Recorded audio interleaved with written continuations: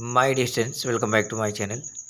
इस वीडियो में हम लोग पढ़ने वाले हैं मॉडल पेपर के बारे में। इसमें हम लोग कक्षा 10 गणित मॉडल पेपर पढ़ेंगे और इस मॉडल पेपर में हम सिर्फ मल्टीपल चॉइस क्वेश्चन को सॉल्व करेंगे, क्योंकि इस बार जो है पिछले वर्ष की भांति इस बार भी जो है 20 क्वेश्चन MCQS पूछे जाएंगे। दो तरह के प्रश्न होंगे, आपको देखने को मिल सकता है कि समय 3 घंटे हैं और पूर्णांक आपके 70 में होंगे। 20 जो होगा मल्टीपल चॉइस क्वेश्चन और 50 क्वेश्चन जो है आपके दीर्घोत्तरी में होंगे। जिससे यहाँ पे लिखा हुआ निर्देश में कि खंड क में 20 अंक के बहुविकल्पी प्रश्न तथा खंड ख में 50 अंक के वर्णनात्मक प्रश्न दिए होंगे। अगर आप लोग इस वीडियो को अंत तक देख लेते हैं तो आपको पूरा सिलेबस पता चल जाएगा कि किस टॉपिक से जो है प्रश्न पूछे जाएंगे और कभी कैसे पूछे जाएंगे। तो इस वीडियो में हम लोग सिर्फ बहुविकल्पी प्रश्नों को देखेंगे। तो आइए देखते हैं।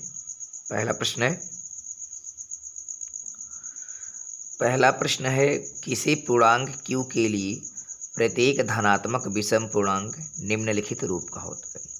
देखिए यहाँ पे लिखा है विषम पूर्णांक। विषम होता है जो 2 से ना कटे, वो विषम होता है। तो देखिए यहाँ पे 0 है, 2 से कट सकता है, ये 2 है।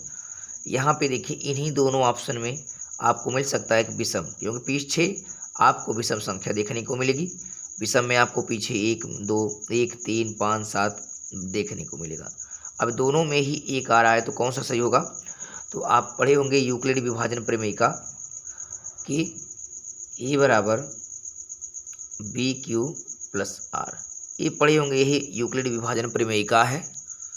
और इसमें एक चीज़ और पढ़ी थी कि जो 0 है वो शेषफल के से बड़ा भी हो सकता है, छोटा भी हो सकता है और बराबर भी, और जो है भाजक से छोटा हो सकता है। ठीक है, 0 जो है शेषफल से छोटा हो सकता है और बराबर भी हो सकता है, लेकिन जो शेषफल होता है भाजक से छोटा होगा। तो अगर यहाँ भाजक हम देखें तो भाजक 1 है और शेषफल तो सिर्फ 0 होगा। लेकिन यहाँ पे अगर देखा जाए भाजक 2 है तो शेषफल 1 और 0 हो सकता है। तो इन दोनों ऑप्शन में आपका जो डी होगा 2Q प्लस 1, यही राइट आंसर हो जाएगा। अगला है निम्नलिखित में से कौन सा सह अभाज्य संख्याओं का एक समूह है? सह अभाज्य संख्या क्या होती है आपको पता होगा। ऐसी दो संख्याएं जिनका मैं से 1 हो उनको सह अभाज्य संख्या कहते हैं। तो 14 और 35 में देखेंगे तो 7 दूनी 14, 7 पचे 35, यहाँ में से निकल जाएगा। और यहाँ भी देखें अगर 31 और 93 देखें 31 93 हो गया। और 32 16 में इसमें भी में से निकल जाएगा। लेकिन आप ध्यान से देखेंगे जो बै है 18 और 25, इसका में से निकालेंगे तो 1 होगा, क्योंकि 18 गुणनखंड में 2 और 3 आते हैं और 25 में 5 आता है। तो इनका में से निकालेंगे तो 1 होगा। मतलब सहभाज्य संख्याएं वो संख्या होती है जिनका में से 1 हो। ऐसे ही क्वेश्चन आपको बोर्ड एग्जाम में देखने को मिलेंगे। अगला प्रश्न देखते हैं। 65 और 117 की HCF को 65m-117 के रूप में व्यक्त किया जा सके तो यम का मान बताइए। यहाँ आप चाहें तो विकल्प से भी सॉल्व कर सकते हैं, नहीं तो वैसे ही नियम देख लें। 65 और 117, 65 और 117 का में से क्या होगा? आप देख पाएंगे 13 पचे 65, 13 9 117। 65 और 117 का जो में से होगा वो 13 होगा, क्योंकि 13 से दोनों कट जाएंगे।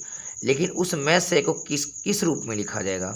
देख पाएंगे जो वह में से होगा 65 और 117 का, उसको इस रूप में लिखा जाएगा 65m-117, इस रूप में लिखा जाएगा जो इसका में से आएगा। तो 65 117 का में से 13 आएगा और इसी को इसमें लिखना है, इस रूप में लिखा जाएगा, तो दोनों बराबर हो जाएगा। अगर आप पक्षांतर करते हैं तो क्या हो जाएगा? ये 13 और ऋण 117 इधर आएगा तो धन 117 हो जाएगा, बराबर 65m हो जाएगा। तो 117 में 13 जोड़ेंगे तो कितना हो जाएगा? 17 3 20 10 30, 130 हो जाएगा। कितना हो जाएगा? 130 हो जाएगा, बराबर 65m। और 65 दूनी 130, तो यम का मान कितना हो जाएगा? 2। तो ऑप्शन में देख पा रहे हैं कि यम का मान क्या है? 2 है। इस तरह से आप सॉल्व कर लेंगे। अगला है, यदि रैखिक समीकरणों का कोई युग्म संगत है तो आलेख की रेखा होगी। तो संगत और असंगत आपको पता होना चाहिए। संगत कब होगा? संगत में जब रेखाएं या तो प्रतिच्छेदी हों या संपाती हों, तब उस कंडीशन में संगत बनता है। लेकिन जब रेखा समांतर होती है तो उसमें असंगत होता है। जब असंगत आएगा तो आपको बताना होगा समांतर रेखा। और प्रतिच्छेदी और संपाती जो रेखाएं होती हैं इसमें संगत हल होता है। लेकिन आपसे पूछा था संगत वाले संगत के लिए ऑप्शन सी, केवल वाला नहीं होगा, सदैव संपाती नहीं हो सकता है, उसमें प्रतिच्छेदी भी रेखा होती है, संपाती। तो संगत के लिए इस चीज़ें, अगर असंगत आएगा तो समांतर रेखा हो जाएगी। अगला देखेंगे हम लोग कि 3x धन 2ky बराबर 2 तथा 2x धन 5y प्लस 1 बराबर 0 द्वारा दी जाने वाली रेखाएं परस्पर समांतर हैं तो k का मान ज्ञात कीजिए। यह भी सवाल बहुत ही आसान है और बहुत इम्पोर्टेंट है। इसको करने के लिए क्या करेंगे, हमें देखना होगा समांतर रेखा। और समांतर रेखाएं जब होती हैं तो कौन सा समीकरण लगता है आपको पता होना चाहिए। समांतर रेखा होने के लिए यहाँ पे देखें, तो देखें समांतर रेखा दिखाना है तो समांतर रेखा दर्शाने के लिए एक समीकरण होता है। क्या होता है? a1/a2 बराबर b1/b2 is not equal to c1/c2। समांतर रेखा के लिए यह जो है सूत्र होता है। अब यहाँ पे a1 b1 क्या है? समीकरण 1 में a1 फिर b1 फिर ac1, समीकरण 2 में a2 b2 c2 जो आपके अचर पद हैं। तो a1 का मान यहाँ से मिल जाएगा 3 लिख लेंगे, बटे a2 का मान आपका हो जाएगा 2 लिख लेंगे। फिर b1 का मान क्या है? y छोड़कर b1 का मान आपका हो जाएगा 2k और b2 का मान आपका हो जाएगा 5। बस इसी को आप सॉल्व कर लेंगे। नॉट इक्वल है तो उसको बराबर करेंगे ही नहीं। इसको करेंगे तो तिरछा गुणा करेंगे तो 2 दूनी 4k हो जाएगा आपका, बराबर 5×3 = 15 हो जाएगा। अब के बराबर आपका हो जाएगा सीधे 15/4। के बराबर 15, 4 गुणा में है तो 4 हो जाएगा। तो देख पा रहे हैं कि के का मान आपसे पूछ रहा तो किस ऑप्शन में के बराबर 15/4 है। तो आप देख पा रहे हैं जो स वाला ऑप्शन है उसी में 15/4 है। अगला प्रश्न देखते हैं, 1/x² धन 5 बराबर 9। आप करेंगे क्या? इसको तिरछा गुणा कर लेंगे। x² + 5 करने वही होगा x² + 5 अब बराबर 9 9 तिरछा गुणा कर लेंगे तो इस तरह से क्या हो जाएगा, x² 9 है, धन 5 उधर जाएगा तो -5 हो जाएगा। उसके बाद देख पाएंगे x² बराबर 9 में से 5 गया 4 हो जाएगा। जब स्क्वायर हटता है तो उधर क्या होता है? स्क्वायर रूट बन जाता है। ठीक है, जो 4 है वो स्क्वायर रूट, यहाँ से स्क्वायर हटता है तो वहाँ पे स्क्वायर एड वर्गमूल बन जाता है। और जो चीज़ें वर्गमूल में होती है जब करड़ी हटती है ना तो वहाँ पे 2 चिन्ह होता है वर्गमूल का, एक प्लस माइनस, और वर्गमूल में 4 का वर्गमूल 2 हो जाएगा। तो आंसर जाएगा x बराबर +-2, यानी +2 भी हो सकता है और -2 भी। तो आप देख पाएंगे ऑप्शन जो बी है इसमें आपका +-2 आंसर हो जाएगा।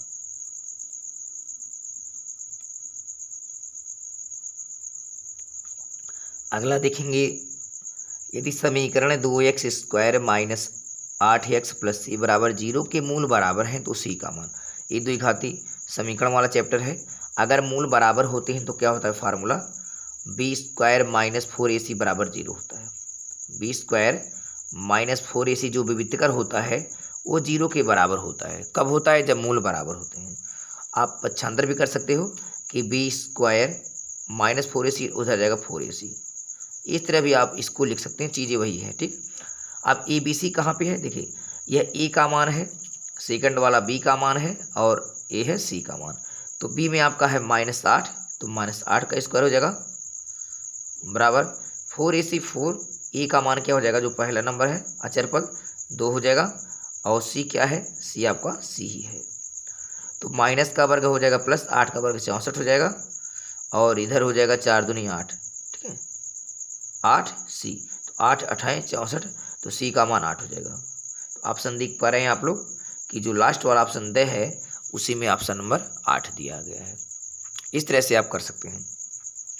अगला है बिंदु 3 0 की मूल बिंदु से दूरी। इसको ग्राफ पे दर्शाएंगे कि बिंदु 3 0 की 3 4 की मूल बिंदु से दूरी। ठीक है, चलिए इसको सॉल्व करेंगे। बिंदु 3 4, तो 3 यहाँ पे देखेंगे आपका ए, दोनों जब एक्स अक्ष और वाई अक्ष जहाँ प्रतिच्छेद करते हैं वही होता है मूल बिंदु। ये आपका 0 0 हो गया मूल बिंदु। और 3 4 कहाँ है, एक्स अक्ष पे 3 बनेगा, 1 हो गया, 2 हो गया और 3 हो गया।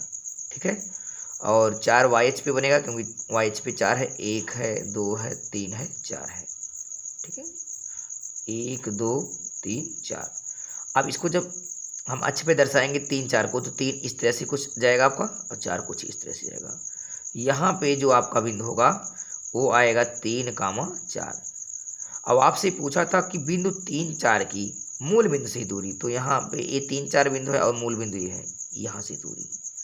जब दूरी देखेंगे आप तो क्या है, एक दूरी यहाँ से दिखी, तो यह दूरी आपका 3 हो जा रहा है, ये दूरी 4 तक गया है, वाई तक। ठीक है, 3 4, यहाँ 3 ये 4। अब यह क्या है, एक समकोण त्रिभुज का निर्माण कर रहा है, और समकोण त्रिभुज का निर्माण कर रहा है तो देखें ये बिंदु 3 4 यहाँ है, मूल बिंदु ये है। अगर इसको देखा तो समकोण त्रिभुज में कर्ण का काम कर रहा है। तो पाइथागोरस प्रमेय पढ़े होंगे, आधार का वर्ग प्लस लंब का वर्ग। आधार 3 है, 3 का वर्ग होगा 9, 4 का वर्ग 16, 16 9 25, और 25 का वर्गमूल हो जाएगा 5। तो यहाँ से जो 3 4 की मूल बिंदु से दूरी है वो 5 हो जाएगी। तो आंसर देख पा रहे हैं आपके विकल्प में, वह है ऑप्शन 5 हो जाएगा। तो ऐसे कैसे करेंगे आप, पहले मूल बिंदु बना लेंगे और यहाँ 3, एक्स अक्ष पे 3 है, वो 4 है, वाई अक्ष पे 4 है, ये 3 ये 4 जब मिलाएंगे फिर कह रहा है 3 4 की मूल बिंदु से दूरी, तो 3 4 यहाँ बनेगा, आप दर्शाएंगे जब ग्राफ है, और यहाँ मूल बिंदु, इसको मिलाएंगे तो एक समकोण त्रिभुज बन जाएगा। ये आधार, ये लंब, ये 3 दूरी है, ये 4 है, 4 का वर्ग 16, 3 का वर्ग 9, 16 9 25, और कर्ण का काम कर रहा है, और 25 का वर्गमूल कितना 5 हो जाएगा। तो ऑप्शन बी जाएगा। इस तरह से आप कर सकते हैं, बहुत इजी था। अगला है साइन ए बराबर 4/5, तो टेन ए का मान बताओ। इसको करने के लिए आपको त्रिभुज बनाना पड़ेगा, और त्रिभुज से ही आप कर पाएंगे, क्योंकि त्रिभुज में इस तरह के त्रिकोणमितीय अनुपातों को आपको बताना होगा। तो त्रिकोणमितीय अनुपात में हम देखेंगे, आपको पता है कि साइन थीटा क्या होता है, लंब बटे कर्ण। साइन थीटा होता है लंब बटे कर्ण, यानी लंब दिया है, कर्ण दिया है। जब आप त्रिभुज में ऐसे कुछ बनाएंगे, ध्यान से देख पाएंगे, देखिए हम जानते हैं कि साइन थीटा बराबर होता है लंब बटे कर्ण, तो लंब हो गया 4 और नीचे जो है वो कर्ण है, मतलब आधार नहीं पता है। तो आधार निकालने के लिए क्या करेंगे, कर्ण के वर्ग से जो है लंब का वर्ग घटाएंगे। कर्ण का वर्ग है 5, 5 का वर्ग 25, उसमें से 4 का वर्ग 16 घटाएंगे तो 25 में 16 जाएगा, 9 होगा, 9 का वर्गमूल 3, यानी आधार 3 हो जाएगा। ठीक, बस इतना करने के बाद आप करेंगे क्या, आपसे पूछा रहा था टेन ए, और हम जानते हैं कि टेन ए, यहाँ मैं लिख दे रहा हूँ, टेन ए पूछ रहा है, तो टेन ए बराबर होता है लंब बटे आधार, लंब बटे आधार होता है। इस तरह से आप करेंगे। इस त्रिभुज में आप देख पा रहे हैं लंब क्या है, लंब है 4 और आधार है 3, तो 4/3 ऑप्शन देख पा रहे हैं, आपकी ऑप्शन नंबर से जो है 4/3 है। इस तरह के सवाल लगाने के लिए आप लोग सबसे पहले त्रिभुज बना लेंगे, त्रिभुज में आधार लंब कर्ण निकालेंगे, तो आप 6 त्रिकोणमितीय अनुपात बड़े आसानी से बता सकते हैं। अगला प्रश्न देखते हैं, cos 18 डिग्री बटे साइन 72 डिग्री। ऐसे प्रश्नों का मान हमेशा 1 होता है, आप रट्टा मार ले। कब 1 होता है, जब साइन हो एक कास हो, उल्टा दिया हो, साइन कास हो या टेन काट हो या सेक कोसक हो। अगर उल्टा दिए हो व्युत्क्रम अंतर, और इनका जो डिग्री है, इनका योगफल अंश ऊपर नीचे का 90 होना चाहिए। देखिए 72 8 80 10 90, तो ऐसे प्रश्नों का आंसर हमेशा 1 होता है कभी भी। अगर देखिए ऊपर और नीचे के कोणों का मान अगर 90 है और एक दूसरे के विपरीत हैं, तो समझ लीजिए उसका आंसर 1 होगा। आप फार्मूला लगा के भी देखेंगे तभी आ जाएगा। देखिए कास 18 बनाना है, तो कास किस में से घटा दे 18 हो जाए, तो 90 के करीब है। अगर कास 90 में से 18 घटा दें, सॉरी 72 घटा दें, तो देखिए तो 18 आ जाएगा। इसको इस तरह लिख सकते हैं, कास 90 में से घटा के कास 90 माइनस 72। अगर 90 में से 72 आप घटा देते हैं तो कास 18 के बराबर हो जाता है बटे साइन 72, यानी एक बदलेंगे, एक को छोड़ देंगे। हमें 18 लाना है तो 18 90 में से घटा के लाना है। 90 में से कितना घटा दें 18 हो जाए, तो 90 में से 72 घटा देंगे तो 18 हो जाएगा। ऊपर वाला बदलेंगे तो नीचे नहीं बदलेंगे, अगर नीचे बदलते हैं तो ऊपर नहीं बदलना होता है, बस ये ध्यान रखना है। अब cos 90 डिग्री माइनस थीटा, आप पता हो cos 90 minus theta sine theta होता है, साइन हो जाएगा। और थीटा कौन होता है जो घटाने प्राप्त होता है, लास्ट वाला 72 बटे साइन 72, और उससे साइन 72 से साइन 72 कट जाएगा, आ जाएगा आपका 1। इसलिए ऐसे प्रश्नों का आंसर हमेशा 1 होता है, आपको लगाने की जरूरत ही नहीं पड़ेगी। बस इनका योग देखिए, इन दोनों का योगफल 90 होना चाहिए और यह एक दूसरे के विपरीत होना चाहिए, तो उसका आंसर हमेशा 1 होगा। अगला है, यदि एक वृत्त का परिमाप, वृत्त का परिमाप मतलब वृत्त की परिधि और क्षेत्रफल संख्यात्मक रूप से बराबर हो तो उसकी त्रिज्या क्या होगी। तो देख पा रहे हैं वृत्त का परिमाप और क्षेत्रफल, और एक क्या है संख्यात्मक रूप से बराबर हो, तो वृत्त का परिमाप होता है 2πr और क्षेत्रफल क्या होता है πr²। अगर यह क्या है संख्यात्मक रूप से बराबर है, इनका वैल्यू बराबर है, तो क्या करेंगे पाई से पाई काटेंगे, r² है तो एक r कटेगा इस r से, यानी r बराबर कितना हो जाएगा 2, एक r बचेगा, तो r बराबर 2 यानी 2 मात्रक आपका आंसर हो जाएगा। ठीक है, इस तरह से अगर r का मान 2 रखते हैं तो दोनों संख्यात्मक रूप से बराबर हो जाएंगे। अगला प्रश्न देखते हैं, भुजा 6 सेंटीमीटर वाले एक वर्ग के अंतर्गत खींचे जा सकने वाले वृत्त का क्षेत्रफल। आपसे पूछा क्या जा रहा है कि भुजा 6 सेंटीमीटर वाले एक वर्ग, तो 6 सेंटीमीटर का मैं एक वर्ग बना दे रहा हूँ, ध्यान से आप देखेंगे, ये मैं जो वर्ग बना रहा हूँ ये 6 सेंटीमीटर है। आपको पता होगा कि वर्ग की प्रत्येक भुजाएं समान होती हैं और सब 6 हो जाएंगी। आप कुछ भी नाम दे सकते हो, ABCD। तो एक वर्ग है, उसी वर्ग के अंतर्गत में अंदर क्या खींचे जाएंगे वृत्त, तो जब इसके अंदर वृत्त खींचे जाएंगे तो वृत्त जो है इन्हीं वर्गों की भुजाओं से स्पर्श करता हुआ कुछ इस तरह से जाएगा। ठीक है, और इसी वृत्त का हमें क्षेत्रफल बताना है। तो वृत्त का क्षेत्रफल ज्ञात करने के लिए आपको वृत्त का व्यास या तो त्रिज्या पता होना चाहिए। तो सबसे पहले हम क्या करेंगे, इसका हम लोग त्रिज्या या व्यास निकालेंगे। तो व्यास क्या होगा, देख पाएंगे कि जब जान रहे हैं कि आपकी वर्ग की जो भुजा है वो 6 सेंटीमीटर है और इसके अंतर जो है एक वृत्त बनाया गया है, तो वृत्त भी तो इन भुजाओं को टच कर रहा है, एकदम स्पर्श कर रहा था। अगर मैं इसको केंद्र से होकर मिलाता जाऊं तो जितना दूरी वर्ग की भुजा होगी उतना ही दूरी ये भी हो रहा है। यह क्या हो रहा है, इस वृत्त का बीचों बीच से जाएगा तो व्यास हो जाएगा, तो व्यास भी क्या हो जाएगा 6 सेंटीमीटर हो जाएगा इस वृत्त के हिसाब से। क्योंकि वृत्त जो है दोनों भुजाओं को स्पर्श कर रहा है, तो ये भुजा 6 सेंटीमीटर है, इसलिए यहाँ से यहाँ तक की दूरी क्या हो जाएगी 6 सेंटीमीटर होगी। और यह 20 से होकर गुजार रहे हैं, तो इसलिए क्या हो जाएगा व्यास हो जाएगा।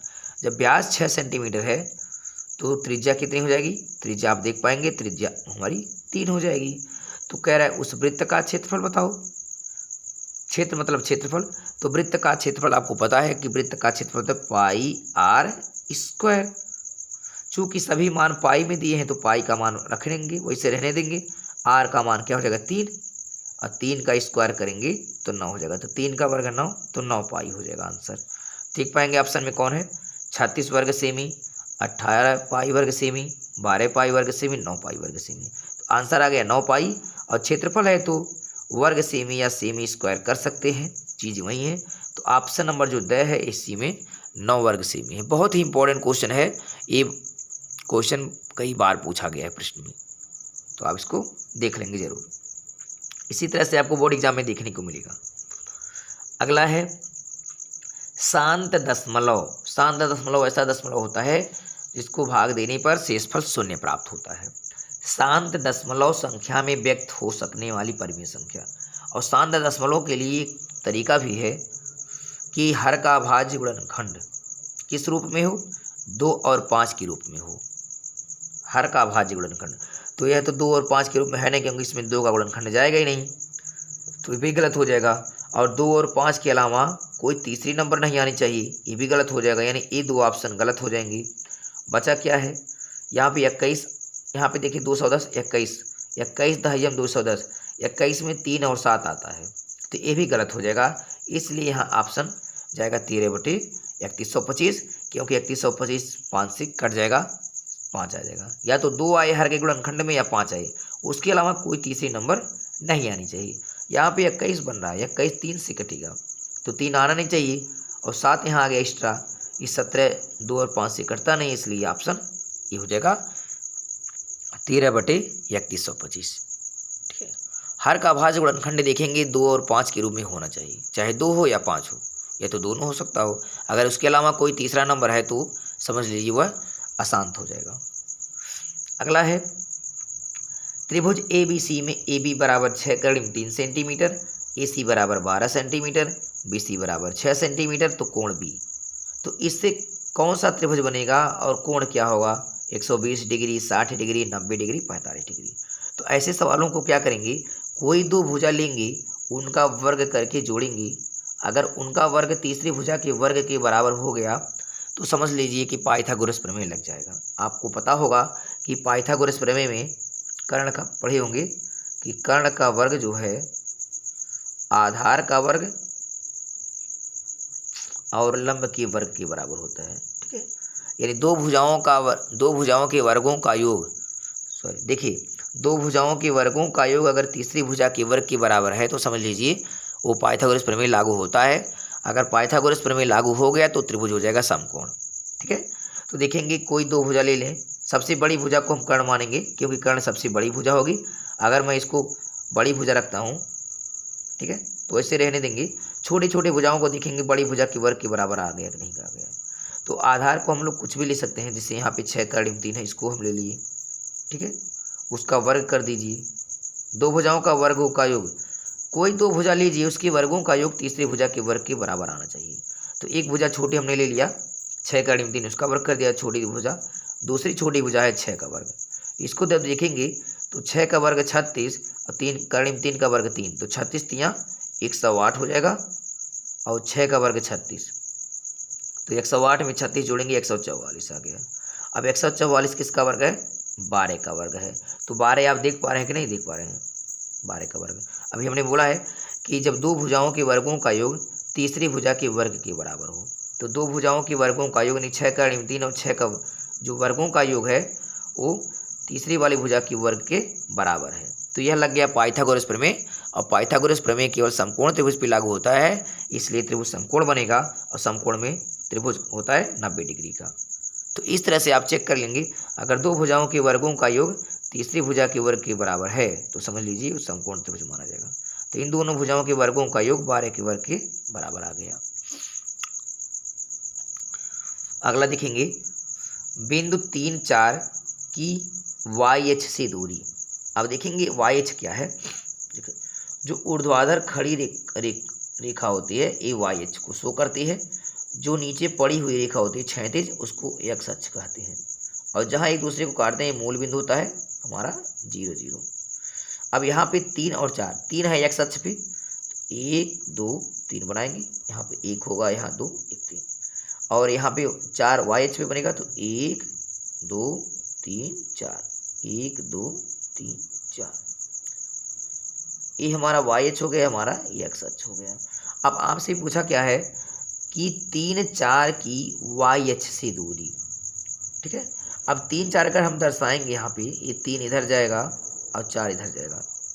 ठीक है, अब 3, 4 की YH से दूरी, देखिए ये बिंदु आपका 3 और 4 हो गया, जहां हम इसको दर्शाए हैं, देख पा रहे हैं आप, ये 3, 4 है। कह रहा है 3, 4 की YH से दूरी, तो ये 3, 4 है और YH का है ए है। इसकी दूरी कितना है? तो इसकी दूरी 3 इकाई दिख रही है। कितनी जा रही है? जो बिंदु 3, 4 है इसकी YH से दूरी, जब 3, 4 की YH से हम दूरी मापेंगे ऐसे, तो कितनी दूरी तक की है? जितना दूरी पे है उतना दूरी तय करेगी। तो मैंने 3 इकाई दूरी तय की है, तो ऑप्शन जाएगा 3। तो बै में 3 इकाई दूरी हो गई। लेकिन अगर यही प्रश्न बदल देता कि बिंदु 3, 4 की x अक्ष से दूरी, तो 3, 4 होता है x अक्ष यहाँ से आता और यहाँ कितनी दूरी तय किया है? 4। कितनी दूरी तय किया है? 4, तो 4 हो जाता। लेकिन आपसे YH की दूरी पूछ रहा है, तो YH से दूरी 3 है और x अक्ष से दूरी 4 है। इस चीज़ को ध्यान दीजिए। अगला सवाल बहुत ही प्यारा सवाल है, बहुत ही इम्पोर्टेंट है, बोर्ड एग्जाम में अक्सर आता है। यह जो है त्रिभुज पार्ट से लिया गया है। इसमें हम लोग सर्वांगसम त्रिभुज समरूप त्रिभुज पढ़ते हैं, उसी टॉपिक का है आपका। तो देखेंगे त्रिभुज ABC BC के समांतर PQ खींचेगा, यानी BC जो है उसी के समांतर क्या है? PQ खींचा गया है। अब करना क्या है? PQ और BC का अनुपात दिया है, पी क्यू, देखिए पी क्यू का पी क्यू और बी सी का अनुपात, यानी पी क्यू जो रेखा 1 है अगर, तो बी सी कितना है 3 है, यानी 1:3, यानी ये दो पी क्यू रेखा 1 हिस्सा है तो ये 3 हिस्सा होगा। तो ए पी और पी बी का अनुपात बताना है, ए पी इस भुजा का और इस भुजा का अनुपात बताना है। तो बहुत सिंपल सा सवाल है। इसके लिए क्या करेंगे, हम इस त्रिभुज को समरूप दिखाएंगे। समरूप दिखाने के लिए आपको पता है कि डबल एंगल ट्रिपल एंगल मिलिए तो हो जाएगा। देखिए इस चित्र में कह दिया है कि पी क्यू और बी सी ये समांतर है, तो समांतर है और यह क्या कर रहा है, इसको ये भी एक तिर्यक रेखा काट रहा है, तो यह कोण और यह कोण क्या हो जाएगा, संगत कोण हो जाएगा। और इधर भी वही काम होगा, ए वाला कोण संगत हो जाएगा। और यह जो कोण ए है इस छोटे से भी त्रिभुज में आ रहा है और बड़े से भी त्रिभुज में आ रहा है, तो ट्रिपल एंगल से ये समरूप हो जाएगा। ठीक है, तो ट्रिपल एंगल से समरूप हो जाएगा, तो हम कह पाएंगे कि छोटा वाला त्रिभुज ए पी क्यू समरूप हो जाएगा बड़े वाले त्रिभुज के ए बी सी के, त्रिभुज ए बी सी के। यानी छोटा वाला त्रिभुज और बड़ा वाला, छोटा वाला त्रिभुज ए पी क्यू है, बड़ा वाला त्रिभुज ए बी सी, इसी को समरूप दिखाना है। और समरूप ट्रिपल एंगल से हो गया, आपको कुछ दर्शाने की जरूरत नहीं है, बहुविकल्पी है। कैसे हुआ है, देखिए ये छोटे वाले त्रिभुज में भी आपका कोण ए है, ए पी क्यू में भी, और बड़े वाले त्रिभुज में भी ए है। और यह कोण और यह कोण, इसका एक कोण इसके एक कोण के बराबर हो जाएगा, इसका एक कोण इसके, तो ट्रिपल साइड एंगल से समरूप हो जाएगा। आप पढ़े होंगे कि जब दो त्रिभुज समरूप होते हैं तो उनकी भुजाएं संगत होती, उनकी संगत भुजाएं समानुपाती होती हैं। इसकी ए पी जो है इस ए बी के समानुपाती हो जाएगा बराबर, इसका पी क्यू इसका बी सी के बराबर हो जाएगा अनुपात, इसका ए क्यू जो है इसके ए सी के समांतर हो जाएगा। ठीक है, दो भुजाएं समानुपाती हो जाती हैं। अब करना क्या, आपको लाना था जिसका वैल्यू दिया है पी क्यू और बी सी लेना है, तो पी क्यू बी सी ए ले लाना है, और ए पी पी बी वाला तो ए पी पी बी, यही दो भुजा आप ले लीजिए, बाकी इस तीसरे की जरूरत नहीं है। ठीक है, अब यहीं से हम इसको सॉल्व करेंगे, ये दो भुजा ले लेंगे क्योंकि मुझे इसी दो भुजा से मेरा मान काम चल जाएगा। लिखेंगे ए पी और ए बी, और यहाँ पे पी क्यू और बी सी, इसी को आप ले लेंगे दो भुजा, क्योंकि जो पी क्यू बी सी है आपका रेशियो यही है। अब देखेंगे ए पी आपसे पूछ रहा ए पी अनुपाते पी बी, लेकिन आया ए पी अनुपाते ए बी आया, पी बी आना चाहिए। अब करना क्या है, थोड़ा सा आप ध्यान से देखेंगे, ए पी वैसे रहने दीजिए और इस ए बी को बदल दीजिए, क्योंकि ए बी नहीं चाहिए बल्कि पी बी चाहिए। तो अब देखें ए बी, ए और बी यहाँ से यहाँ तक दूरी है, इसमें दो दूरी जुड़ा है ए बी में, एक ए पी है एक पी बी है, तो इसको लिखेंगे ए बी, सॉरी देखेंगे इस ए बी के जगह पर, इस ए बी के जगह पर आप दो चीज लिखेंगे, ए बी जो दूरी है ए पी और पी बी से मिलके बनी है, तो इसको लिखेंगे A P plus P B. जब ए पी और पी बी मिल जाएंगे तब जाके ए बी होगा, तो इस ए बी को, क्योंकि मुझे सिर्फ ए पी और पी बी चाहिए। अब भाई देखिए पी क्यू और बी सी का रेशियो दिया है, पी क्यू और बी सी का रेशियो 1:3, इसको 1/3 कर देंगे। अब कर देंगे हम लोग क्रॉस मल्टीप्लाई, क्या करेंगे, क्रॉस मल्टीप्लाई कर देंगे। देखेंगे यहाँ से थोड़ा सा मैं सॉल्व कर दे रहा हूँ, तिरछा गुणा करेंगे, A P plus P B करने A P plus P B होगा, A P plus P B हो जाएगा, और 3 का ए बी गुणा करेंगे 3 ए पी हो जाएगा। अब करना क्या, ए पी को ए पी की तरफ कर लीजिए, ए पी इधर है रहने दीजिए, धन 3 ए पी है तो इधर रहेगा -3 ए पी हो जाएगा, और धन पी बी है तो इधर रहेगा -पी बी हो जाएगा। तो एक ए पी में से 3 ए पी गया तो -2 ए पी हो गया बराबर -पी बी हो गया। अब माइनस से माइनस कट गया, आपको चाहिए ए पी अनुपाते पी बी, ए पी ऐसे रोक लीजिए, और जो पी बी उधर है इधर लेके जाइए, पी बी उधर कोई अंक नहीं है तो एक जरूर होगा, और इधर 2 गुणा में है तो उधर जाएगा तो बटा में हो जाएगा, मतलब ए पी अनुपाते पी बी, बटे को अनुपात बोलेंगे, पा रहे हैं आप, यहाँ से सॉल्व किया गया है, आप देख लीजिए। पक्षांतर वही किया गया है कि तिरछा गुणा करा लेना है इनका, और तिरछा गुणा के पक्षांतर करेंगे तो कट जाएगा। और यहाँ पे एक बचा है पीबी में, पीबी यहाँ चला है तो कुछ एक तो बचेगा ही, ये 2 है 2। तो अब बटे को ही अनुपात कहेंगे, AP अनुपात पीबी बराबर 1:2। ये आपसे पूछा जा रहा था। आप देख पा रहे हैं कि इस AP और PB का अनुपात 1:2 आया। देखें इस प्रश्न में AP और PB का अनुपात 1:2, तो 1:2 आपका पहला ही ऑप्शन सही हो जाएगा। देखिए पहला ऑप्शन देख पा रहे हैं आप कि 1:2 आपका राइट आंसर हो गया, और आया भी वही है। बहुत से ऐसे सवाल हैं आपको रफ कार्य करने पड़ेंगे, बिना रफ कार्य के नहीं आप लगा पाएंगे, तो भले वह विकल्प ही है, इसको जरूर जो है रफ कार्य करें। कुछ ऐसे सवाल होंगे बिना रफ कार्य के ही आ जाएंगे आपकी, लेकिन बहुत से सवाल हैं उसको सॉल्व करके ही लगाना है। तो देखिए अब लोग 17वां देखेंगे। 17वां में है एक लंबवृत्तीय बेलन कि आधार का क्षेत्रफल 9 पाई वर्ग सेंटीमीटर है, तो उसके आधार का व्यास बताइए। तो बेलन है, तो बेलन कुछ इस तरह से होता है, देख पा रहे हैं। सॉरी, ये तो हमने शंकु बना दिया, इसको देखें थोड़ी काटिए। बेलन है तो बेलन कुछ इस तरह से होगा, उसकी कुछ ऊंचाई होती है, ठीक है बेलन। अब बेलन के आधार का क्षेत्रफल, जो बेलन का आधार होता है वो कैसा होता है, वृत्ताकार होता है। आपको पता होना चाहिए, ढक्कन की तरह बना होता है, गोला होता है, ऊपर वाला भी नीचे वाला भी। तो वही आधार का क्षेत्रफल दिया है। तो बेलन का जो आधार होता है वृत्त का क्षेत्रफल होता है, तो वृत्त का क्षेत्रफल क्या होता है, πr²। और आधार का क्षेत्रफल दिया है 9 पाई। कितना दिया है, 9 पाई। तो पाई से पाई कट गया, r² बराबर 9। तो r बराबर क्या हो जाएगा, जब स्क्वायर हटेगा तो उधर वर्गमूल होगा, तो r बराबर हो जाएगा 3, क्योंकि 9 जो है 3 का वर्ग है, तो वर्ग से वर्ग कट जाए, r बराबर 3। तो ऑप्शन जो है 3 देख पाएंगे। अगला है, अभी तक देखिए कि वर्ग के अंदर एक वृत्त था, लेकिन इस वृत्त के अंदर एक वर्ग बनाना है। बहुत ही इजी तरीका ये भी है, थोड़ा सा आपको ध्यान देना है। अच्छा सवाल है सब। त्रिज्या 8 सेंटीमीटर वृत्त के अंतर्गत। तो पहले हम लोग क्या बनाएंगे, चित्र बना लेंगे। मैं चित्र बना रहा हूँ। चलिए मैं 8 सेंटीमीटर का एक वृत्त बनाऊँ, यहाँ पे कहीं न कहीं केंद्र इसका होगा, ठीक है।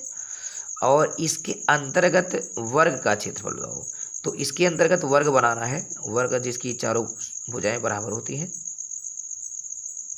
मान लीजिए ऐसे इसका वर्ग बनेगा, और जो वृत्त हमने बनाया है उसकी त्रिज्या कितना, 8। तो त्रिज्या 8 है, तो त्रिज्या यहाँ कहीं से भी त्रिज्या हो सकती है, केंद्र से परिधि की। लेकिन अगर हम इसको पूरा थोड़ा सा मिला दें तो त्रिज्या क्या हो जाएगा, एक व्यास हो जाएगा, क्योंकि केंद्र से होके जा रहा है, एक केंद्र से होके जा रहा है। जब त्रिज्या 8 सेंटीमीटर है तो त्रिज्या यहाँ से यहीं तक 8 है, और यहाँ भी 8 हो जाएगा त्रिज्या। 2 त्रिज्या होता है ना व्यास में, एक यहाँ होता है एक यहाँ, और त्रिज्या 8 है, यहाँ से त्रिज्या 8 है, यहाँ से त्रिज्या, तो टोटल जो व्यास बनेगा वो 16 सेंटीमीटर हो जाएगा। और यह क्या है, वर्ग के विकर्ण का काम कर रहा है, ठीक है, क्योंकि इसके अंतर्गत जो है वर्ग है, उसी वर्ग का क्षेत्रफल बताना है। वर्ग का क्षेत्रफल बताने के लिए वर्ग की भुजा प्राप्त करना होगा। तो वर्ग की भुजा प्राप्त करने के लिए क्या करेंगे, देखिए ये वर्ग की भुजाएं तो ए हैं, लेकिन ए क्या है, व्यास जो है, इस वृत्त का व्यास इस वर्ग का एक विकर्ण है। तो वर्ग का विकर्ण का एक फार्मूला होता है, आपको जानकारी होना चाहिए, मैं लिख दे रहा हूँ। वर्ग का विकर्ण, क्योंकि विकर्ण हो गया ये पता, जो व्यास से विकर्ण का काम कर रहा है। वर्ग का विकर्ण होता है करड़ी में 2 गुणी भुजा, करड़ी में 2 गुणी भुजा, ये वर्ग का विकर्ण होता है, आपको पता होना चाहिए। तो वर्ग का विकर्ण जो है ये वृत्त का व्यास है, त्रिज्या 8 है तो व्यास 16 होगा, तो इसकी जगह पे मैं 16 कर दूंगा, बराबर करड़ी में 2 भुजा। यहाँ से भुजा मुझे मिल जाएगी, तो यहाँ पे 16 में मैं करड़ी 2 से भाग दे दूंगा, बराबर भुजा हो जाएगी, आप देखेंगे। अब यहाँ पे हर का प्रमेयकरण कर लें ताकि पता चल जाए कितना होगा।